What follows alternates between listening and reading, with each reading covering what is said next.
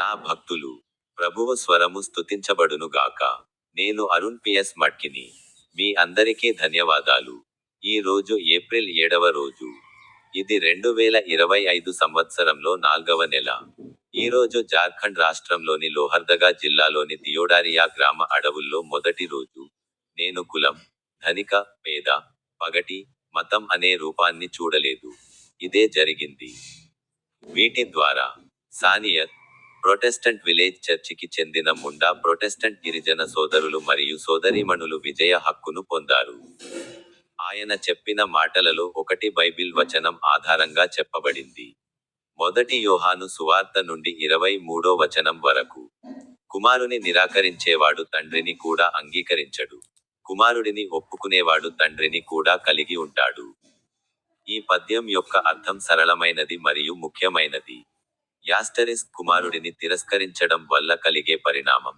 యేసుక్రీస్తును దేవుని కుమారుడు మరియు రక్షకుడిగా తిరస్కరించే ఎవరైనా తండ్రి అయిన దేవుని నుండి కూడా వేరు చేయబడతారు. నేనే మార్గమును, సత్యమును, జీవమును. నా ద్వారానే తప్ప ఎవడును తండ్రి యొద్దకు రాడు అని యేసు స్వయంగా చెప్పాడు. కాబట్టి యేసును తిరస్కరించడం అంటే తండ్రి అయిన దేవుడిని కూడా తిరస్కరించడంతో సమానం. కుమారుడిని అంగీకరించడం వల్ల కలిగే ఫలితం. యేసుక్రీస్తును దేవుని కుమారుడిగా మరియు రక్షకుడిగా అంగీకరించే ఎవరైనా తండ్రి అయిన దేవునితో కూడా సంబంధాన్ని కలిగి ఉంటారు. యేసుక్రీస్తు ద్వారా మాత్రమే మనం తండ్రి అయిన దేవుని వద్దకు వచ్చి ఆయనతో నీతివంతమైన సంబంధాన్ని కలిగి ఉండగలము. ఈ శ్లోకం యొక్క ప్రధాన అర్థాలు. యేసుక్రీస్తు యొక్క ప్రత్యేక పాత్ర. ఈ వచనం యేసుక్రీస్తు యొక్క కేంద్ర మరియు అనివార్యమైన పాత్రను నొక్కి చెబుతుంది. తండ్రి అయిన దేవునితో సంబంధం కలిగి ఉండటానికి ఏకైక మార్గం యేసుక్రీస్తు ద్వారానే. విశ్వాసం యొక్క ఆవశ్యకతలు.